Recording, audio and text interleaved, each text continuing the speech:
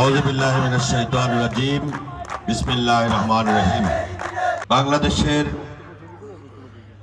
স্বাধীনতার ঘোষক, বহুদলীয় গণতন্ত্রের প্রবক্তা এবং আধুনিক বাংলাদেশের যিনি প্রতিষ্ঠাতা, বিএনপির প্রতিষ্ঠাতা শহীদ রাষ্ট্রপতি জিয়াউর রহমানের 89তম জন্মবার্ষিকী উপলক্ষে এই চরমোনাই ইউনিয়ন বিএনপি এবং অঙ্গ সংগঠনের নেতাকর্মীদের উদ্যোগে আজকের এই শীত বস্ত্র বিতরণ কর্মসূচি।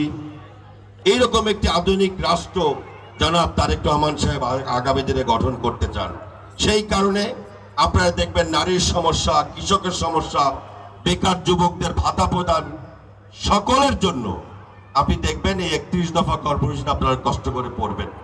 সর্বশেষ বেগম খালেদা জিয়া অনেক অসুস্থ, তার জন্য আপনারা দোয়া করবেন। আমাদের নেতা জনাব তারেক রহমানের বিরুদ্ধে এখনো অনেক ষড়যন্ত্র চলছে।